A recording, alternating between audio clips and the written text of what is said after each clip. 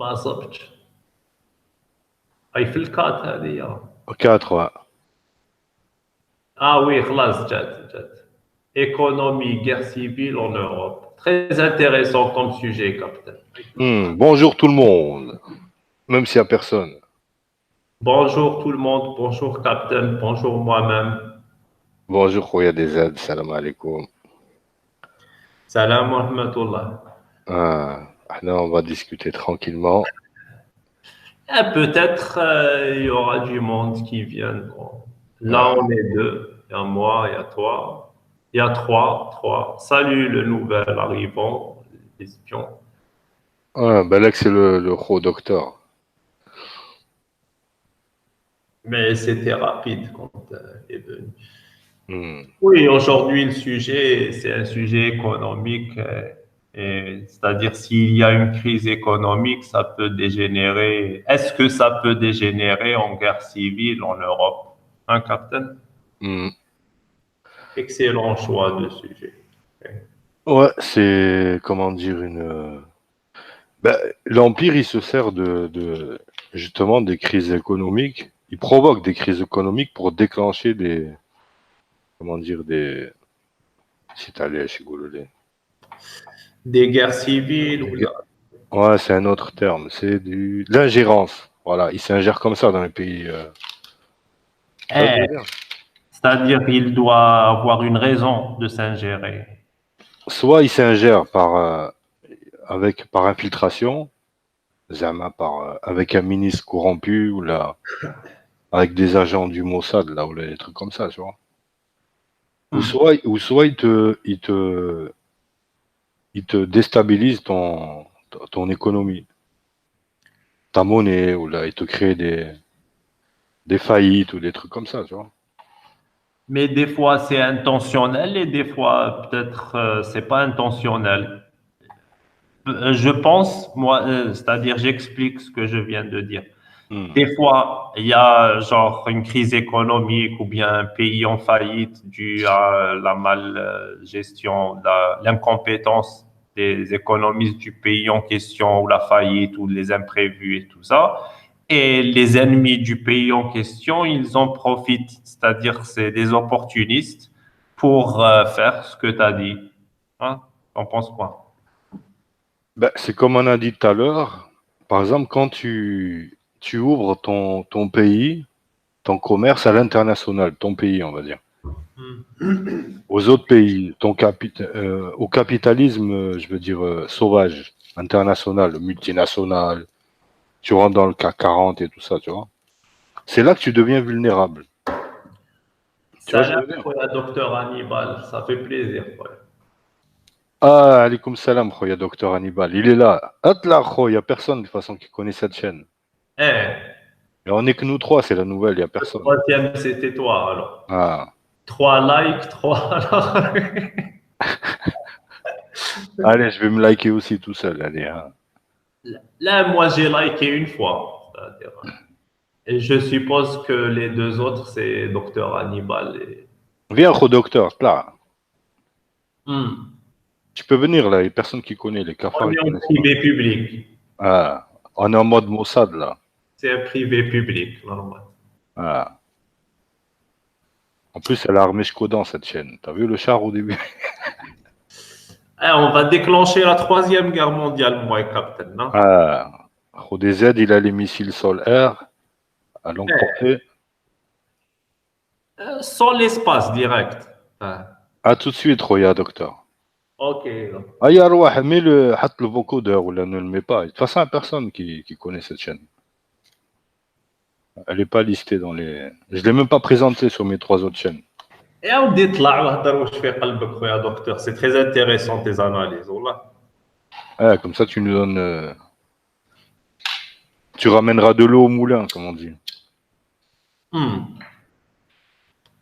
Et je te disais, quand tu ouvres ton pays, enfin, tu ouvres le marché de ton pays à l'international. Par exemple, l'Algérie ou là, le Maroc.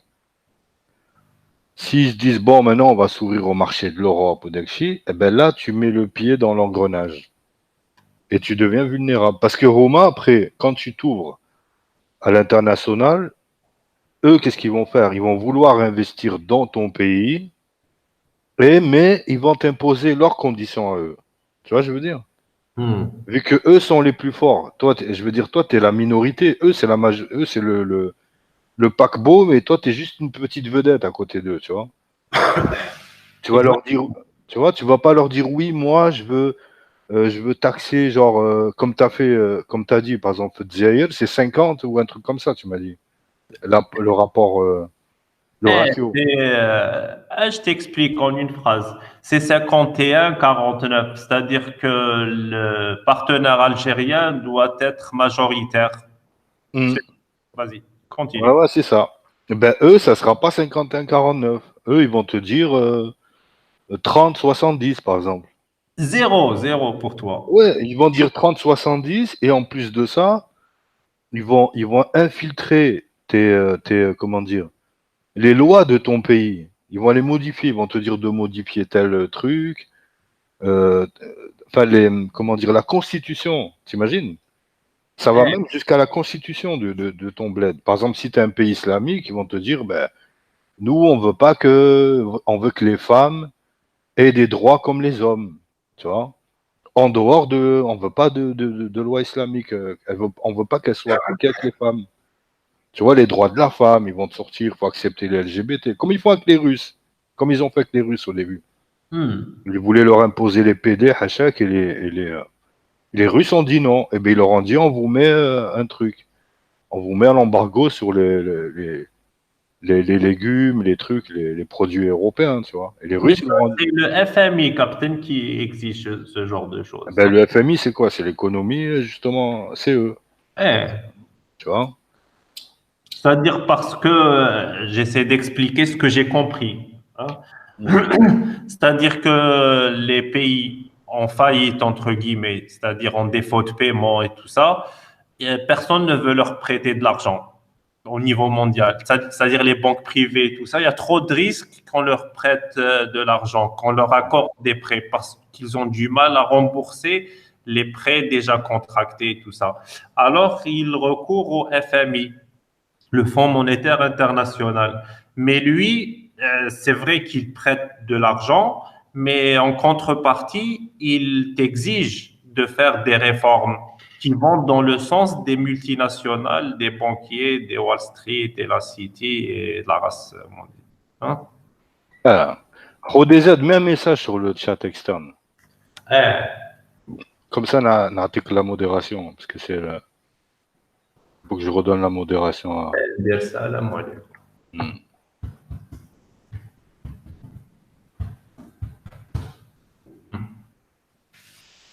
Voilà, là, je te donne la modération. Hop, voilà, c'est bon.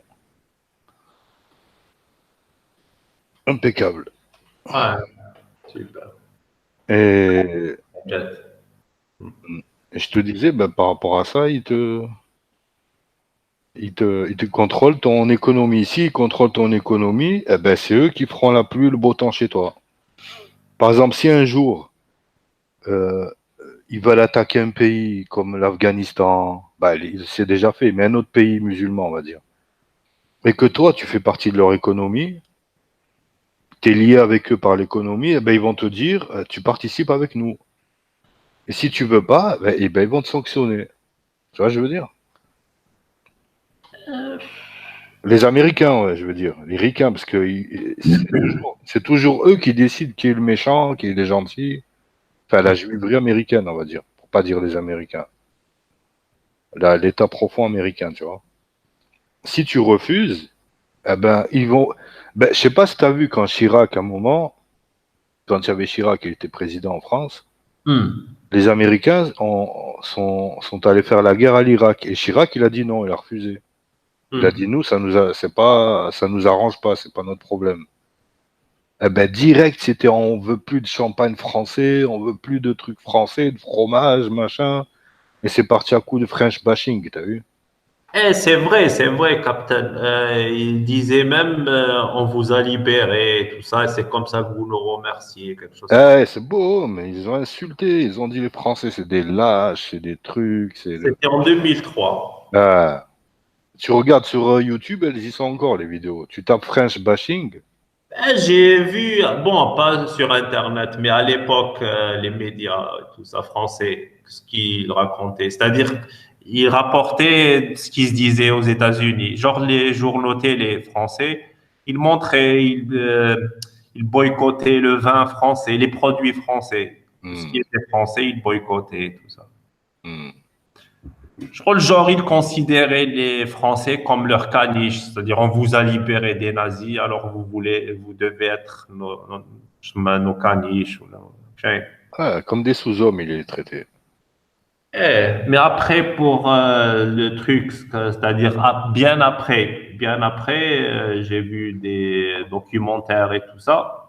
Il y avait des intérêts là-dessous. C'est-à-dire que, si j'ai bien compris, la France avait plein de contrats avec Saddam Hussein. C'est-à-dire il y avait d'excellentes relations entre la France, entre Chirac et Saddam, entre la France et Saddam. Hmm. Il y a plein de sociétés françaises qui avaient leurs intérêts en Irak. Alors, ça n'arrangeait pas la France à l'époque de faire tomber le régime de Saddam Hussein. Je parle d'économie. Hmm. Ah oui, parce que Chirac, lui, savait comment dire, les Ricains, ils voulaient faire tomber Saddam pour s'emparer du pétrole, tu vois, irakien, et que c'était pas à l'avantage de la France ou de l'Europe. Tu vois, je veux dire, parce qu'avec Saddam, ils avaient des arrangements par rapport au prix du pétrole importé ou d'Ekchi, tu vois. Alors que si les Ricains, ils s'en emparent, ils mettront les prix qu'ils veulent eux, tu vois, et c'est pas négociable avec eux. Tu vois, je veux dire. C'est-à-dire la France a perdu des marchés en Irak après la guerre de 2003. Exactement, exactement. C'est-à-dire, point de vue économique, ça n'arrangeait pas la France. Et point de vue, c'est-à-dire les raisons d'entrer en conflit ou de faire chuter la Horde étaient bidons. Et les pays, tout ça, ne sont pas dupes. Ok. Ouais, c'était. Ben, on va dire que Chirac, il était un peu sur la ligne, un tout petit peu sur De Gaulle, tu vois.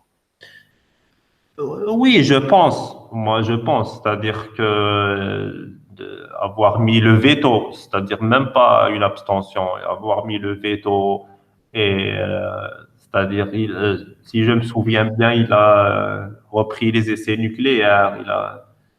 Oui, tu as raison. C'était un petit peu comme De Gaulle. Oui. Ouais, lui, il voulait. Après, il est venu Nicolas Sarkozy. Khalas. Regarde, tu te rappelles la vidéo de l'incident de Chirac? Regarde, j'ai mis le lien dans le chat externe. Attends, je Quand clique. ils sont embrouillés en Israël.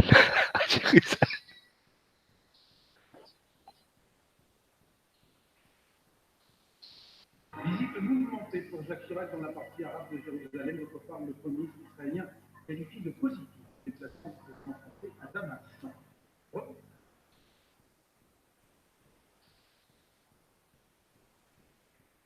Ah, docteur. Ah.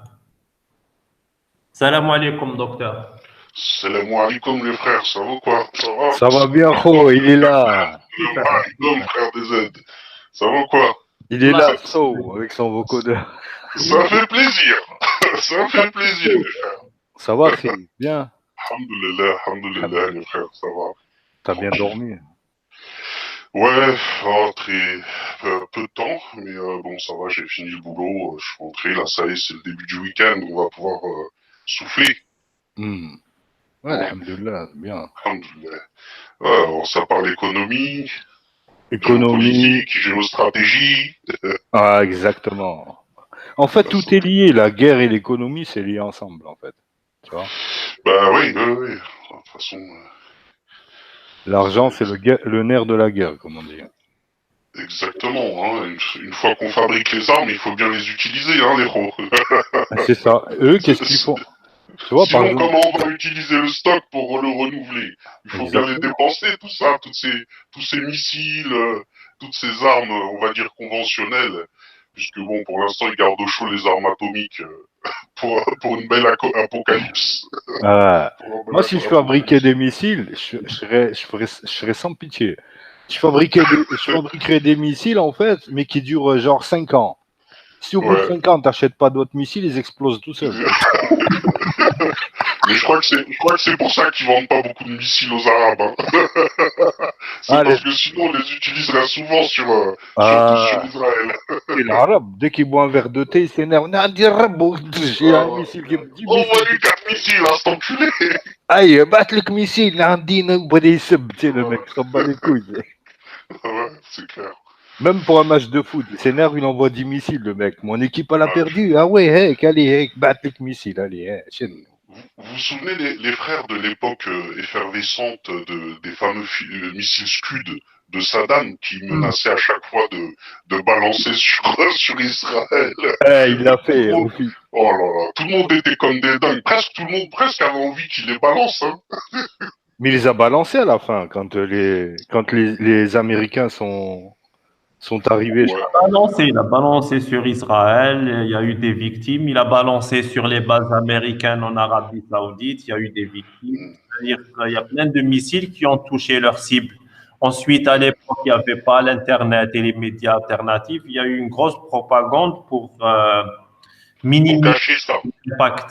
Et, Ouais. ouais. C'est-à-dire ils n'aiment pas montrer leur faiblesse, déjà d'une part, ils détestent montrer leur mort ou leur faiblesse, et puis bon, bah même si à l'époque c'est vrai qu'il n'y avait pas ce qu'on appelle aujourd'hui le dôme de fer, c'est-à-dire une sorte de bouclier antimissile, tu vois, de contre-offensive antimissile, ils avaient quand même les Américains bien avancés sur on va dire les contre-mesures contre les missiles, donc ils détruisaient quand même pas mal de Scud avant qu'ils puissent atteindre leur cible.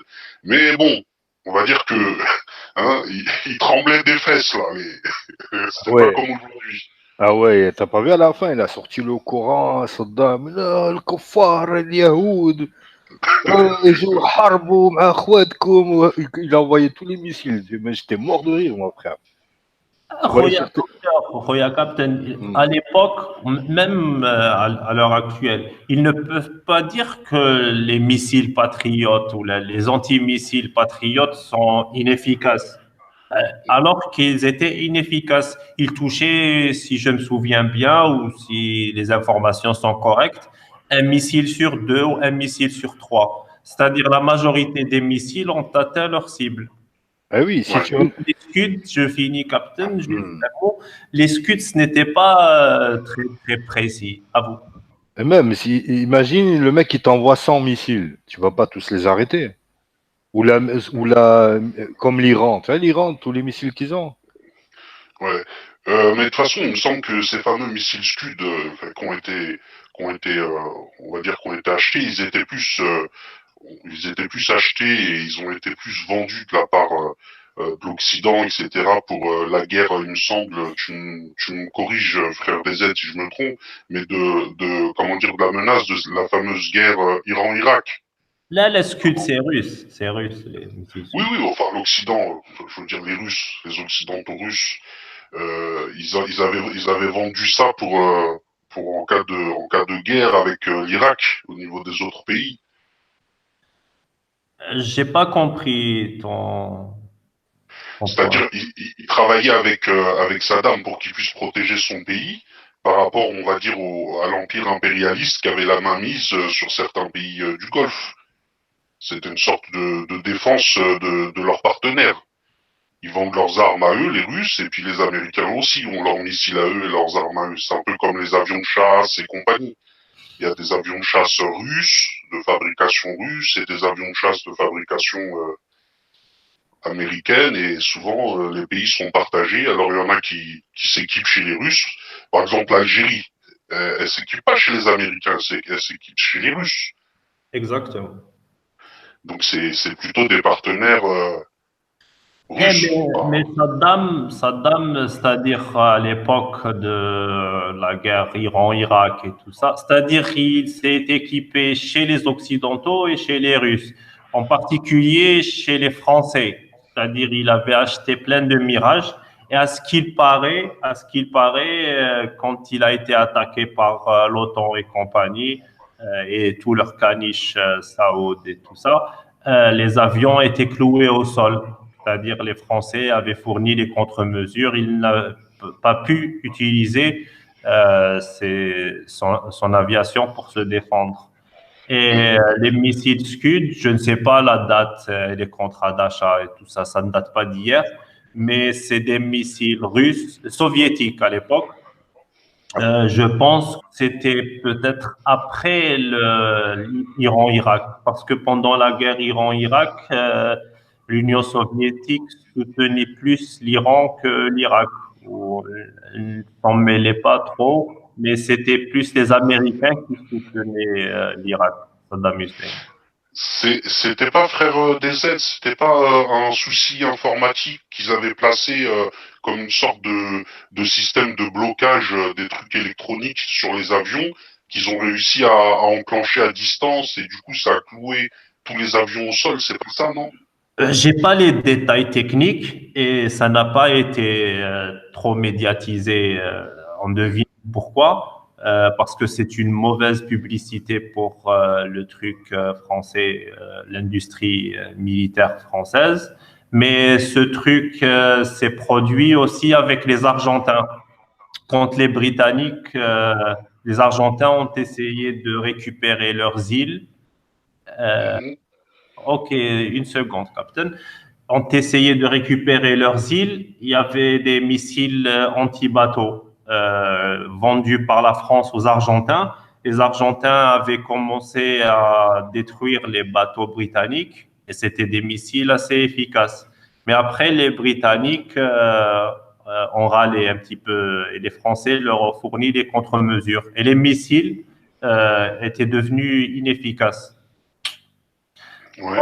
Il n'y avait pas une histoire aussi de comment dire, de service, tu sais, de réacteurs nucléaires à un moment donné, qui était question que la France, il polémiquait sur savoir s'ils allaient accepter de vendre à Saddam un truc nucléaire, etc.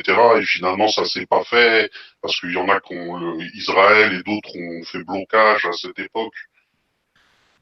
Si je me souviens bien, mes souvenirs sont un peu vagues. Si je me souviens bien, la France a construit, a fourni une certaine technologie nucléaire et a construit un réacteur ou deux réacteurs nucléaires à l'Irak que pouvait utiliser Saddam pour fabriquer des bombes nucléaires.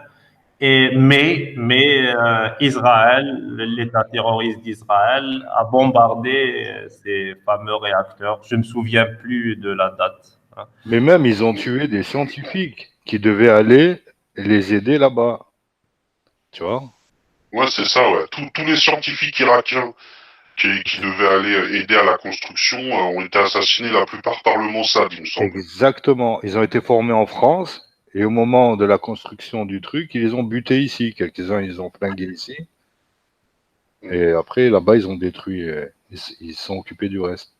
De toute façon, dès qu'un homme scientifique, on va dire du Moyen-Orient, commence à être influent et peut amener une sorte d'avancée technologique, voilà, ou tout simplement rattraper une forme de retard technologique, souvent, étrangement, il lui arrive des bricoles où il se fait suicider, si tu vois ce que je veux dire.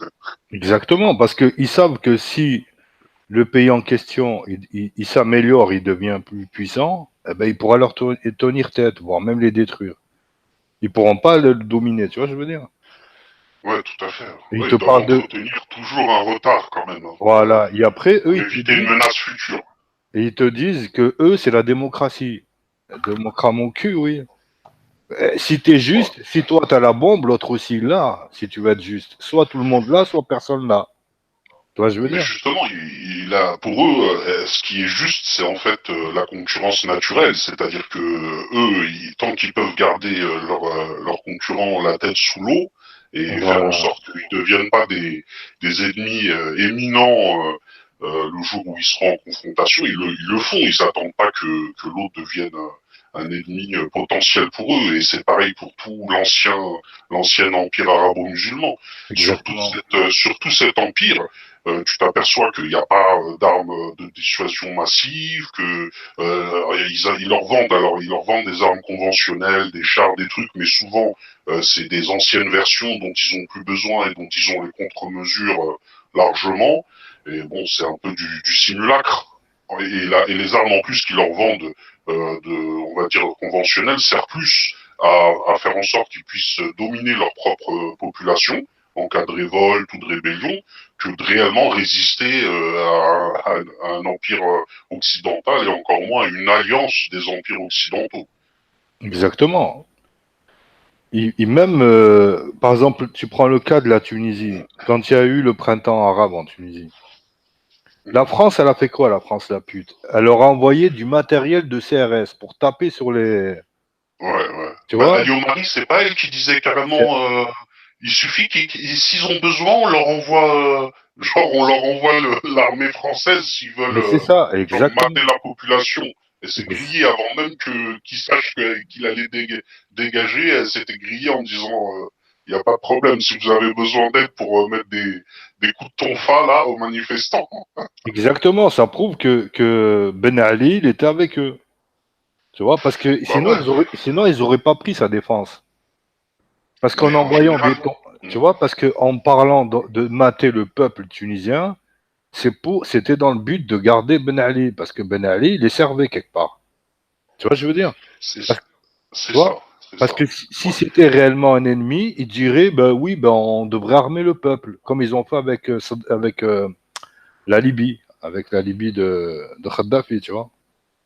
C'est ça. Mais en général, tous les, entre guillemets, les hommes forts qu'on peut appeler, ou dictateurs, ou ce que tu veux, bref, tout régime, on va dire totalitaire, ou homme fort, dictateur, ou ce que tu veux, qui depuis la chute du califat, etc., depuis que tout l'empire arabo-musulman a été morcelé et nationalisé par l'Occident, a eu à sa tête des hommes forts pour, on va dire, pour diriger leur peuple et faire en sorte de le voilà, de le faire avancer comme ils peuvent, avec les moyens qu'ils ont.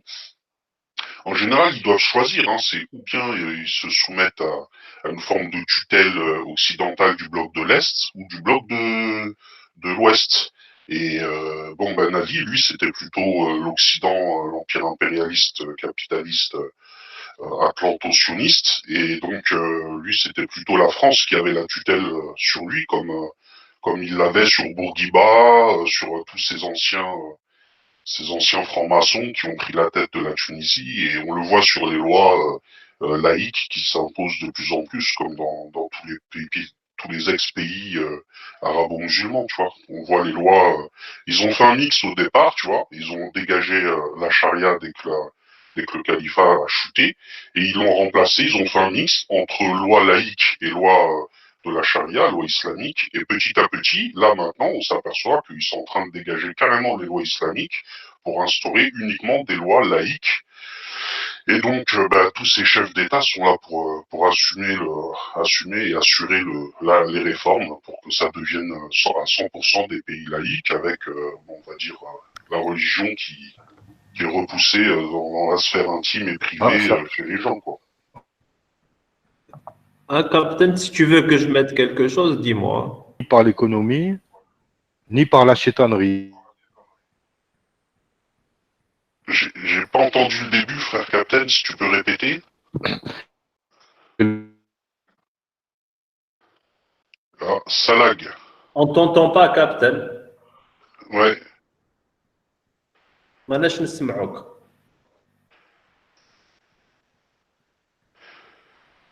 Ah, Captain, il y a un petit lag là, frère Captain.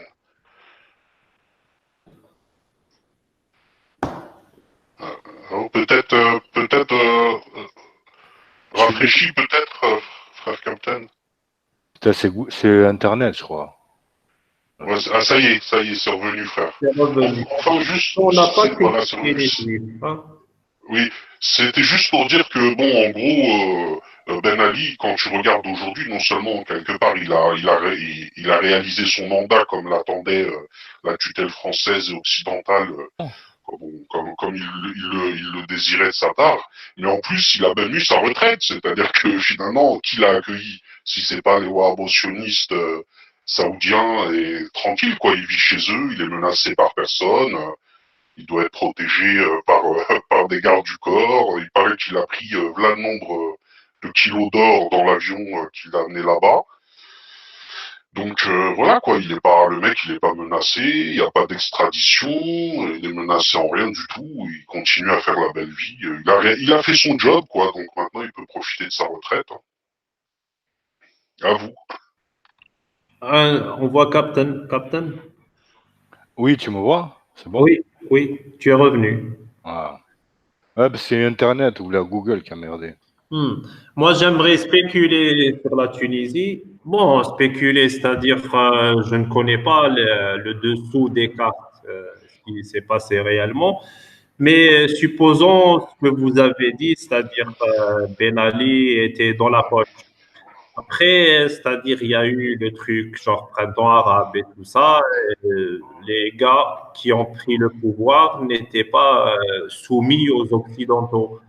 Alors, je suppose que puisque la Tunisie dépendait en bonne partie du tourisme, ils ont financé, organisé, engendré ces attentats, les attentats et tout ça, pour faire fuir les touristes et c'est-à-dire imposer leurs règles par le FMI et tout ça, pour que la Tunisie soit en difficulté économique.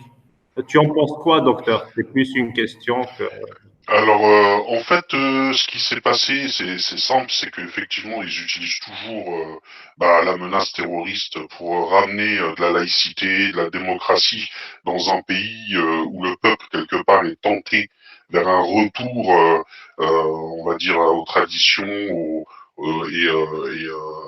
à la théocratie, c'est-à-dire au retour à la comment dire à un gouvernement théocrate, c'est-à-dire basé sur la religion islamique, et donc El Nahda, qui était le mouvement religieux du pays, qui servait un petit peu d'épouvantail, comme aujourd'hui en France on a le FN pour faire peur à la population et leur dire attention, risque de tomber dans le fascisme, rester dans, tu vois, dans les, on va dire dans les mouvements politiques connus, on va dire tolérants, droite-gauche.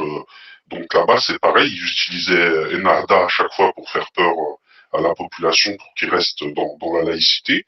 Et là, malheureusement, quand ils ont voulu faire cette fameuse révolution, et faire dégager l'ancien régime de Ben Ali parce que ça devenait un peu trop gênant, on va dire, à notre époque, d'avoir encore des dictateurs qui sont là depuis 40 ans, sans réelle élection, sans semblant, en fait, de démocratie. Ce que veut le mondialisme, c'est maintenant apporter un semblant de démocratie dans des pays qui étaient devenus désuets vis-à-vis des mouvements, on va dire, dictatoriaux.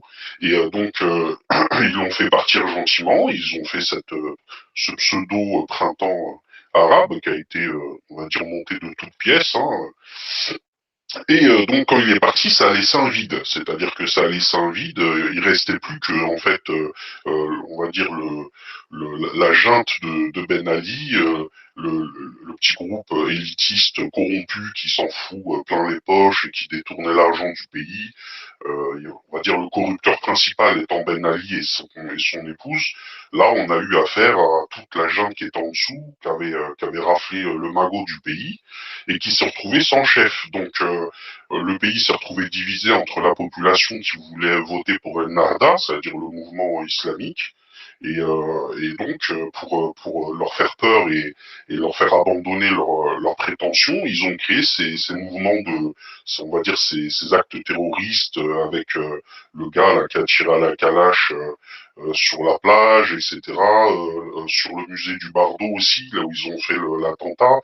Donc ils ont laissé passer ces mouvements terroristes de gens de chez Daesh qui étaient soi-disant commissionnés de chez Daesh, et ils les ont laissés commettre ces actes-là pour justifier que Nahda en fait devait en fait réduire ses prétentions politiques, c'est-à-dire qu'il devait, on leur a imputé ces actions-là en disant c'est parce que les gens retournent vers l'islamisme que ces actes terroristes ont pu se faire. Et donc ils ont fait peur à la population pour pouvoir négocier en fait politiquement et dire à Al-Nahda bon on va vous donner des sièges de députés, on va vous laisser siéger au Parlement, il n'y a pas de souci, mais il faut abandonner vos prétentions pouvoir présidentiel, c'est-à-dire que vos prétentions de vouloir carrément prendre la tête du pays, vous devez arrêter ça et vous devez surtout, dans les prétentions que vous aviez dans votre programme, retirer en fait, le projet clé qui nous fait peur, c'est-à-dire l'instauration d'une charia en Tunisie. C'est-à-dire qu'ils ont négocié avec eux pour qu'ils abandonnent l'instauration de la charia, quelque part, qui se modèrent, qui deviennent modérés dans leur réclamation d'une représentativité islamique en Tunisie politique, et en échange, l'élite dirigeante, c'est-à-dire l'ex-élite de Ben Ali corrompue, les a laissés prendre des sièges au Parlement et à échanger avec eux, la, le, comment dire, la possibilité d'avoir un présidentiable de El Nahda. Donc ils ont pas présenté de candidat et effectivement ils ont fait passer un de leurs candidats, Essebsi, qui est lui un 100% laïque, anti-islam, franc-maçon, tout ce que tu veux, qui a pris la tête du pays et qui donc, comme on l'a vu, a réussi à changer des lois qui étaient, on va dire, centenaires, hein, les lois sur l'héritage qui étaient basées sur l'islam, avec la femme qui touchait 2 fois moins parce que justement elle n'avait pas dépensé cet argent, elle pouvait le garder pour elle et tout, islamiquement parlant, et que l'homme doit en fait financer la famille, doit dépenser responsablement pour sa famille, donc c'est normal qu'il avait le double puisqu'il devait investir pour sa famille. Et donc il y avait ça, il y avait des lois en tout genre qui étaient incompatibles finalement avec la laïcité. Et donc il a réussi à les dégager pour instaurer les lois qu'on connaît aujourd'hui. Et ça va continuer comme ça jusqu'à ce qu'à un moment réellement le sécularisme qui existe en Occident s'établisse au Maghreb. Et le fer de lance, c'est la Tunisie, parce que l'Algérie, c'est quand même un bloc un peu plus difficile, qui résiste, qui veut garder ses traditions islamiques, qui veut être moderne aussi. C'est-à-dire, oui, ils sont ouverts à la modernité, à avancer technologiquement, etc. Mais ils veulent pas vendre leur âme totalement. Donc, c'est déjà plus dur de leur faire abandonner certaines règles, certaines lois héritées du Coran et de l'islam. Et c'est pareil pour le Maroc. C'est-à-dire le Maroc, et ils ont une forte tradition musulmane et islamique qui fait que c'est pareil. C'est pas demain la veille qu'on verra le roi partir sous une pseudo-révolution, etc. Ils peuvent toujours déstabiliser ces deux pays-là, comme ils ont fait avec la Tunisie, mais ils sont loin d'arriver à une négociation comme ils ont fait avec Ben Ali pour dire au roi ou à la junte militaire ou à Bouteflika, etc. Genre quitter le pouvoir. On va mettre maintenant un semblant de démocratie dans votre pays et que des lois laïques. Ça, ils sont loin d'y arriver. À vous. C'était très intéressant. Là, moi, le point que je voulais soulever, c'est-à-dire que la question que je me suis posée, c'est-à-dire qu'ils ont tiré sur des touristes. C'est comme ils ont fait en Égypte à plusieurs reprises, ils ont tiré sur des touristes.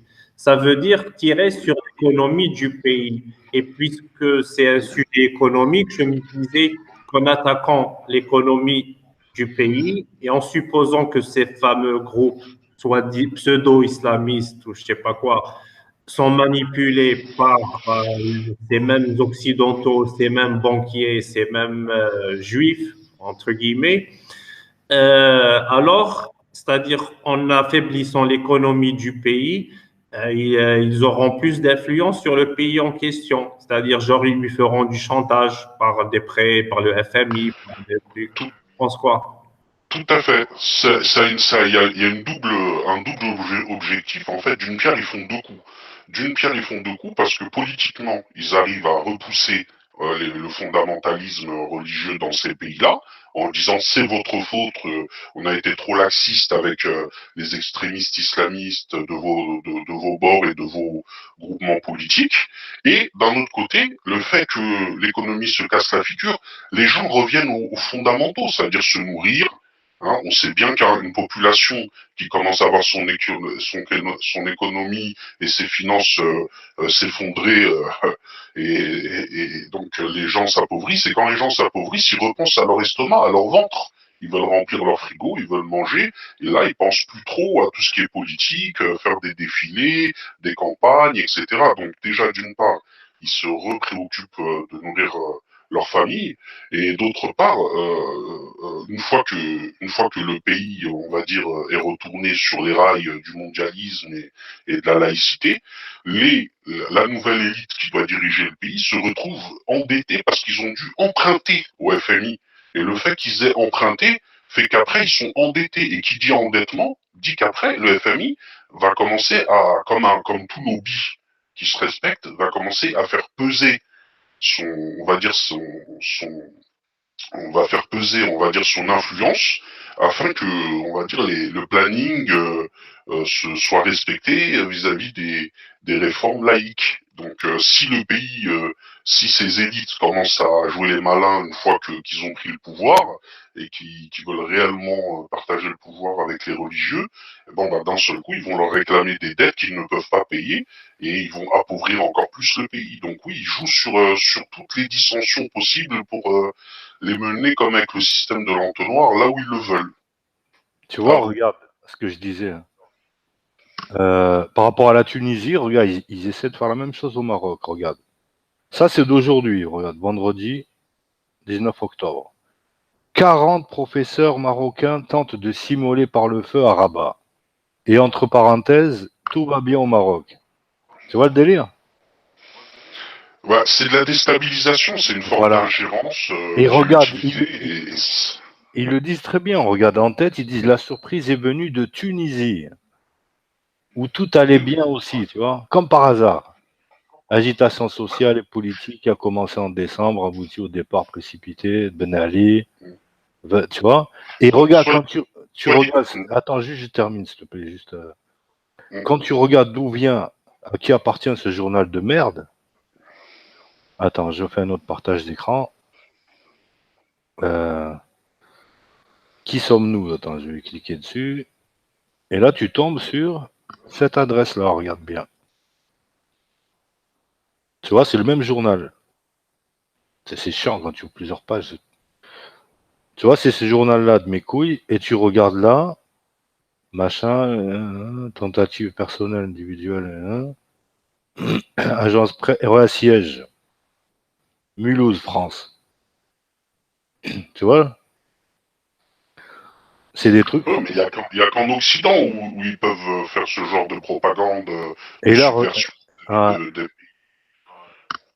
et ils te disent notre objectif est d'aider à une meilleure connaissance, compréhension des sujets sensibles à un moderne conflit évolution occidentale, Moyen-Orient et arabo-musulman, relations entre les religions monothéistes, laïcité, islamisme, terrorisme, comme par hasard, communautarisme et antisémitisme. C'est à mourir de rire, frère, regarde. Et là, sur les lois de mes couilles, les lois françaises et tout, enfin, les lois juives, on va dire. Tu vois le délire? Ouais, tout à fait. Soit dit en passant, souvent on utilise cette image on va dire tu sais, du suicide, de l'immolation, du j'en peux plus du peuple maghrébin.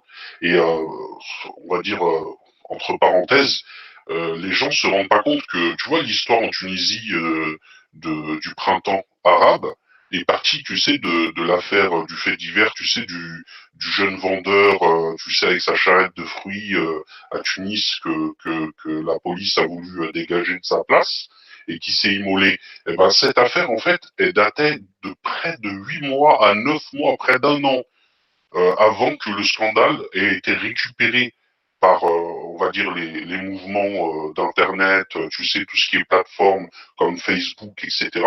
Donc il y a des récupérations comme ça, même des fois, des mois et des mois plus tard. C'est juste pour heurter le peuple et le faire réagir, quoi. À vous.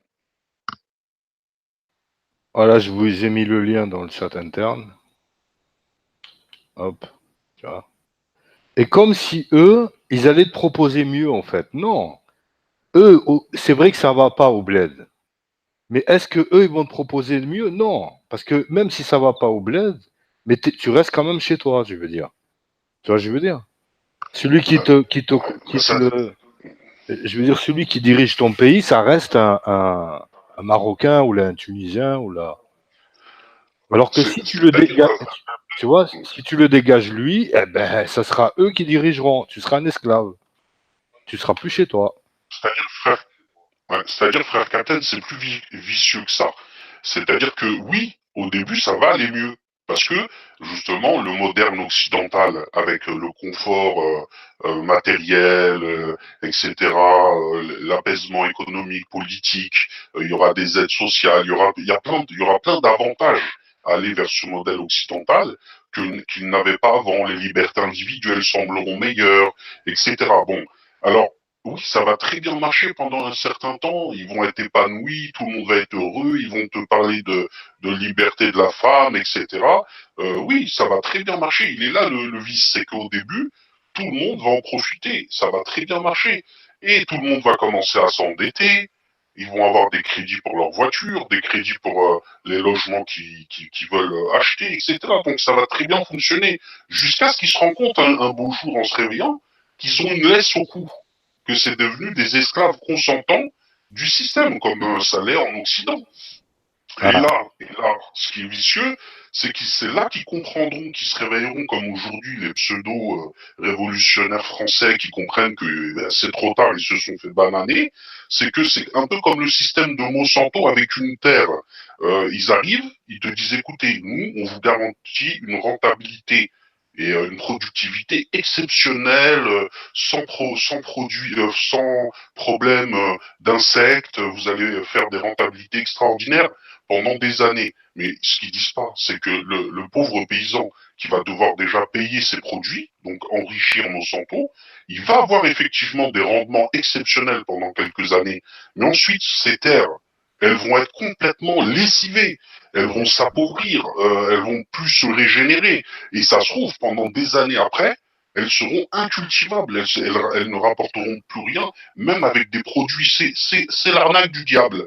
C'est-à-dire qu'au début, il t'offre, il te ment, il t'offre soi-disant un confort que toi tu crois stable, qui va être continu, mais en fait, ce qui te fait gagner, c'est simplement une forme de crédit qui va te coûter le triple ou le quadruple en prix réel de ce qu'il t'aura prêté sur le coup. Donc c'est vraiment très vicieux comme système. c'est même pire que ça, parce que eux, quand ils t'imposent leur OGM à eux, ça veut dire que ils ont les droits, tu sais, le copyright là, sur les graines, toutes les graines en fait.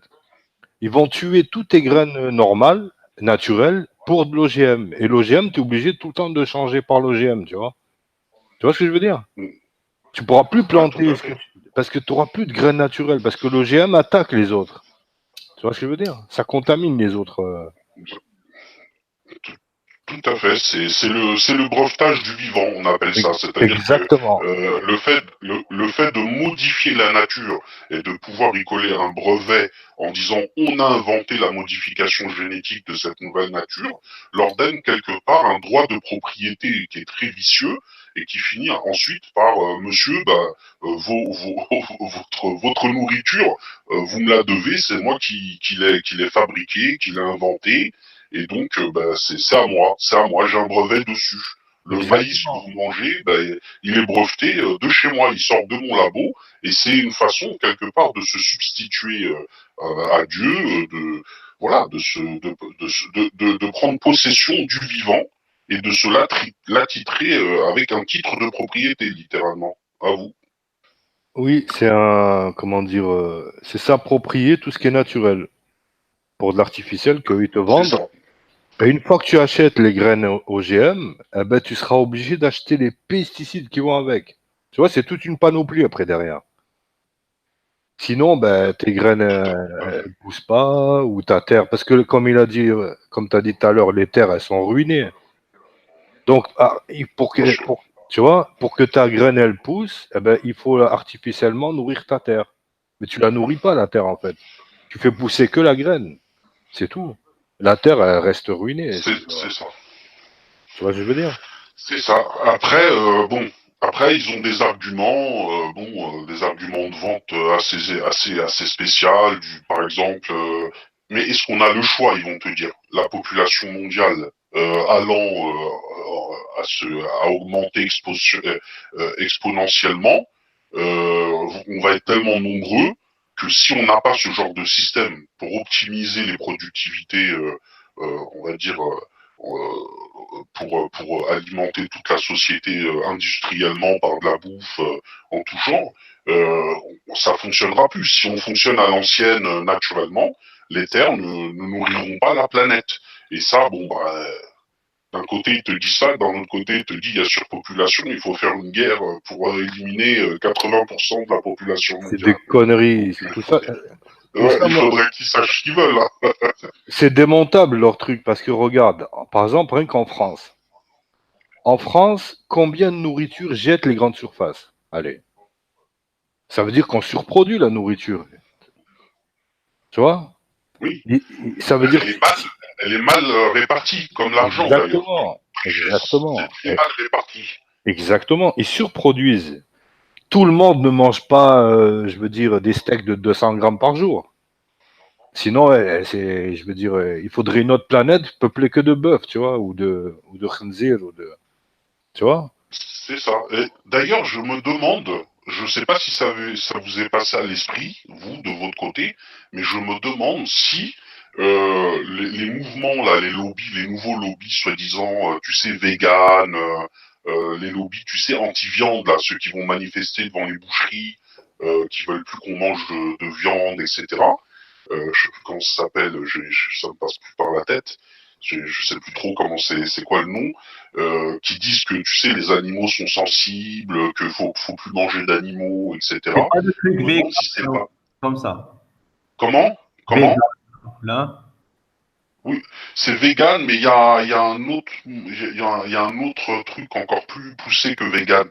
Bon, je retrouverai, mais en tout cas, c'est des personnes qui disent que les Végétarien. animaux, en fait, sont des êtres Végétarien, non? vivants. C'est les Non, non, végétariens. plus que végétarien. Je crois que c'est vegan, il a raison, le frère des aides. Mais si tu veux, ils veulent lancer un mouvement où on ne mangerait plus en fait d'animaux. C'est-à-dire que si ça devient une mode, une tendance, et que les mecs comme Soros payent, si tu veux, ces lobbies pour développer ce genre on va dire, de croyances New Age, de nouveaux modes de fonctionnement dans les sociétés modernes, je me demande si c'est pas fait justement pour faire en sorte qu'il reste plus de nourriture à répartir par rapport à la population mondiale, parce qu'il n'y en aura pas assez très rapidement, tu vois. Malgré l'élevage intensif en tout genre, je pense qu'ils se disent si ça continue comme ça, on n'aura pas assez de viande même pour tout le monde, quoi, si ça continue. Donc, il vaut mieux lancer un mouvement vegan comme ça, où les gens arrêtent de manger de la viande, où ça Mais c'est des devient mal conneries. vu. C'est des conneries, tout ça. Ah bah, je Les pense gens que les arrêtent. critiques continueront à faire des bons barbecues, même quand la population mondiale se dira qu'il faut arrêter de manger de la viande. Si tu manges pas de viande, je veux dire, si par exemple une femme enceinte ne mange pas de viande, ou si le mec, l'homme, ne mange pas de viande, eh ben, ses spermes, ils seront faibles. Tu vois, je veux dire. Parce qu'en effet de Ouais, ouais. protéines, pour remplacer la protéine, eh ben, il faut de la protéine. C'est pour ça qu'on dit l'hem en arabe. L'hem, c'est quoi? Ouais, L'hem, le terme l'hem, ça veut dire souder. L'hem, tu vois. Donc, ouais. ce qui refait par exemple les muscles, quand ils se déchirent ou la haja, c'est les protéines. Il faut des protéines animales, tu vois. C'est pas que des plantes ou la. Ouais. Tu vois, je veux dire. Et en plus, Ils ont trop. attends, je termine. Désolé, on a un petit décalage. Désolé, frère Captain, si je te coupe, c'est involontaire.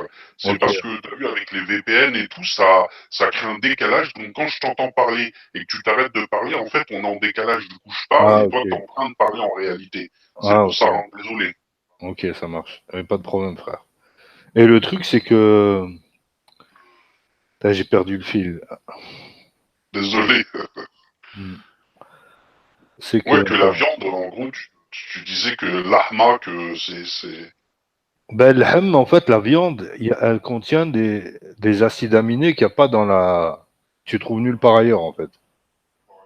tout ce qui est animal, les œufs, les trucs, tu vois. Mais la viande, c'est la plus riche. Après, il faut pas en abuser. Tu vois, la viande rouge, par exemple, c'est cancérigène, paraît-il. Tu vois, quand tu manges de la viande Ouais. pas cuite. Mais la viande, tu peux en De manger toute façon, une fois par semaine. Tu vois. À vous. ouais, tout à fait, frère Captain, c'est ça. C'est-à-dire que normalement, bon, la viande, l'excès de viande peut apporter des maladies, la goutte, tout ça, tu vois, c'est pas trop bon de manger beaucoup de viande, mais si on mange exceptionnellement de temps à autre, une fois par semaine, normalement, ou deux, c'est très bon pour la santé de manger plus des fibres, on va dire des sources protéinées végétales, c'est beaucoup mieux pour le corps, ça fatigue moins le corps. Après, oui, il y a des choses dans la viande qu'on trouve pas dans tout ce qui est végétal et vice versa. Dans le végétal aussi, il y a des choses on va dire une faible teneur en lipides et autres trucs quoi, qu'on, voilà, qu'on n'a pas dans la viande. Faut que ce soit complémentaire et il faut pas d'excès alimentaire. Il faut une bonne hygiène alimentaire générale. Après, bon bah, c'est vrai qu'aujourd'hui, on va dire qu'on a toujours cette ancienne idée où la viande c'est un signe de richesse, un signe d'opulence, et plus on a de la viande à manger, plus on en profite, il y a une époque, il y avait vraiment que les riches qui pouvaient se taper de la viande tous les jours, tu vois. Mm. Aujourd'hui, bon bah c'est tellement industrialisé que tout le monde pourrait manger du steak haché à longueur de journée.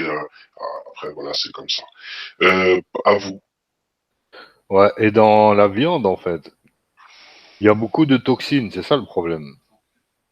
C'est-à-dire que si tu manges de la viande, ça va te faire du bien, mais mais ça va en même temps ton corps, il va être chargé de toxines. Tu vois ce que je veux dire? Ouais, Alors que je vois. D'ailleurs, ouais, excuse-moi. et quand on abuse, ça peut te donner des cancers du côlon ou là des cancers quoi. Si tu manges de la viande rouge, ça favorise les déchirures musculaires et les cancers aussi, tu vois. Et c'est riche comment dire en créatine. Ouais, ouais, ouais, frère. Donc c'est riche, c'est vrai que c'est très riche en créatine. Après, enfin, je sais pas si t'as pu voyager aux États-Unis. Moi, j'ai eu l'occasion de le faire et si tu veux, là-bas, si tu prends, euh, on va dire, un bon steak bien comme il faut, énorme, tu vois, que tu fais cuire, il rétrécit, mais peut-être des deux tiers quasiment, une fois il est bien grillé. Et c'est là que tu t'aperçois que la viande, si tu veux, c'est des animaux qui ont été piqués aux hormones, qui deviennent énormes, qui sont gonflés d'eau, c'est-à-dire que les cellules, elles ont l'air énormes, gonflées d'eau, et une fois que tu les cuis, et qu'elles retrouvent une taille normale, avec l'évaporation de l'eau, etc., elles deviennent toutes petites. Et donc, ça veut dire aussi qu'il y a des dérèglements hormonaux qui peuvent se faire sur la population à cause des viandes qui ont été traitées hormonalement parlant pour qu'elles soient énormes, tu vois, pour rentabiliser, puisque le kilo de viande se fait par rapport au poids. Donc, Mm. plus il file des hormones aux bovins et tout, plus quelque part l'éleveur de bêtes, quand il revend tout ça, ça lui fait plus de viande à revendre, et donc c'est rentable pour eux de filer des hormones. Seulement, on s'aperçoit qu'on retrouve des traces d'hormones dans la viande quand tu la manges. Ce qui fait qu'on a remarqué qu'aux États-Unis, par exemple, tu vois, ils ont une taille moyenne assez grande par rapport à ceux d'Europe. Et il y en a beaucoup qui disent que c'est souvent dû à ces viandes traitées aux hormones. On retrouve des hormones de croissance dans la viande américaine qu'il n'y a pas à des niveaux aussi élevés en Europe. Et ils ont remarqué presque que c'était une forme de dopage indirect de la population, des jeunes populations contemporaines américaines, ce qui les a amenés à avoir des tailles moyennes assez grandes par rapport aux Européens. Ah, Exactement, exactement. Regarde les filles américaines. Tu prends une fille de 14 ans, elle a le corps d'une femme, enfin, d'une mère porteuse. Tu vois, c'est à cause du lait. Ben, dans les vaches, ils les dopent aussi. Et où c'est qu'ils vont les produits dopants? Ils vont dans le lait. Et ils boivent du lait. Tu vois, le lait, c'est carrément de la dope, le truc. Tu vois, je veux dire, c'est pour ça que les Nordiques, ils sont grands, de taille en général. les Vikings et tout ça. Parce que eux, c'est des consommateurs de lait à la base. Et le lait, si tu veux, de vache, naturellement, il est riche en hormones. Sans doper, sans C'est rien. ça. Tu vois? Ouais. Justement, c'est marrant, on parlait justement des lobbies, tu sais, anti-viande. Il y a un nouveau lobby, là, depuis quelques temps, j'ai remarqué, je sais pas si vous aussi, au niveau des vidéos sur YouTube et ailleurs, qui est anti-lait. Tu sais, ils expliquent que le lactose, ça crée des intolérances, que on utilise l'argument du calcium, mais que notre corps n'est pas fait pour assimiler le lait de vache, que c'est toute l'industrie laitière qui a des lobbies qui sont là pour nous faire croire que c'est indispensable de boire du lait. Or, c'est très mauvais pour la santé. J'ai même vu des vidéos où on parle de causalité de cancer du Mais sein. C'est-à-dire, pire que ils auraient ça. remarqué que... Mais pire, parce que regarde, même, je vais te donner un exemple. Moi, au Maroc, tu vois, quand j'étais petit, mon grand-père, il me donnait pas de lait. Tu sais, j'avais 13 ans, tu vois. Il me donnait pas de lait parce il m'a dit que c'est pas bon pour toi, le lait. Il m'a dit, le lait, c'est pour les enfants, les nourrissons. Quand ils arrivent, ils t'aident plus, ben, il faut plus qu'ils prennent de lait, il m'a dit. Sinon, ça rend malade, le lait. Alors, Tu vois tu ce que je veux vois, dire? quelque part, il y avait du bon sens dans ce qu'il disait, tu vois. Exactement. Une fois que tu as tes dents, elles sont faites. Tes dents, elles ont poussé, tout ça, tu t'es formé. T'es préadolescent ou un truc comme ça, t'as plus besoin de lait. Après, le calcium, tu le tires ailleurs. Tu le tires les légumes, tu le prends ailleurs. Ton corps, il le prend ailleurs. Tu vois ce que je veux dire? Ton capital osseux, Ouais. il est fait. Tu vois ce que je veux dire? Notamment notamment les gens ont l'air de l'ignorer, mais ils savent pas qu'en réalité, dans l'eau, il y a beaucoup de calcium. D'ailleurs, ça cause même, tu sais, des petites pierres, là, comment on appelle ça, tu sais, Des des calculs calcaires, rénaux. Ouais, des calculs des calculs rénaux. rénaux. C'est dû à ça, c'est qu'en réalité, les gens ne le savent pas, mais ils ont largement ce qu'il faut, souvent dans l'eau même. C'est-à-dire, l'eau contient beaucoup de calcium, Bien surtout dans sûr. l'eau de robinet. C'est Mm. un niveau, mais exceptionnel de calcium. T'as pas besoin de calcium du lait. Tu peux boire de l'eau du robinet. Bien souvent, tu as un niveau de calcium élevé. Bon, après, tu sais, c'est un argument comme un autre pour faire Bien sûr. fonctionner l'industrie du lait, quoi. Et en plus, tu as le calcium. Tu as plusieurs types de calcium. Tu as le calcium végétal, tu as le calcium minéral, comme tu as dit l'eau, par exemple. Et tu as, le calcium animal. Mais le Voilà. calcium animal, il cause des problèmes. Alors que le calcium végétal ou minéral, lui, et ton corps, il va prendre ce qu'il faut. Tu vois ce que je veux dire? Alors que le calcium, lui, Tout à fait. animal, il va se mettre dans des endroits, dans les articulations, par exemple. Il va se mettre là, et quand tu seras vieux, tu auras de l'arthrite ou la maladie de la statue, là, tu sais, comment ils appellent ça. Mm. Ça, Oui, oui, j'avais vu, moi, oui, c'est là-dessus. ça. J'avais vu des études de docteurs, hein, de spécialistes. J'avais lu des. C'est-à-dire que excuse-moi, on est en Vas-y, vas-y. décalage, désolé. Enlève-le, le Ouais. VPN. Pourquoi tu l'enlèves Euh, pas? Le VPN, enlève-le, Bah frère. écoute, c'est une habitude. Non, Comment dire, ouais, juste pour te dire, le calcium, si tu veux, il a tendance, si tu veux, à se concentrer facilement dans les articulations, créer des petits cristaux de calcium dans les articulations, et ce qui fait que, bon bah, c'est comme si tu avais du sable littéralement dans l'articulation. C'est ça qui cause des arthrites et autres, tu vois. La exactement. concentration de calcium quand c'est Mais- mal, et c'est très douloureux. Exactement. Mais c'est le calcium d'origine animale qui donne ça. Pas les autres calciums naturels. C'est Tu vois? c'est ça. Mm. Comment dire, les frères, je suis désolé de voir un peu de vous abandonner un peu, peut-être un peu trop tôt par rapport au live, mais j'ai des obligations familiales. Il va falloir que je vous laisse, frère des Z player, frère Captain. Hmm. Euh, Ok, je frérot, sais il n'y a pas pas si de souci. t'es là, frère des Z. T'es toujours là, frère des Z? Ok, docteur. Ah, je m'étais un petit peu allongé parce Et que je n'ai frère. pas trop dormi. Ah ouais, Ok, tranquille. je vous souhaite une bonne journée alors. Inch'Allah. Ouais, bonne journée. Inch'Allah, peut-être un peu plus tard. Si vous faites un live, bon, bah, je vous rejoindrai, on discutera peut-être là on a un petit peu dérivé de la géopolitique, Ouais, je vais changer. etc. Mais bon, ouais, Ouais, de toute on se façon, refera. je vais le mettre en privé, celui-là. On s'en fera un Ouais, autre, mais je mettrai discussion. ouais, Inch'Allah, oui. Ce Eh, soir. live test, هذا، ها. Bon, Voilà, on choisira. je vais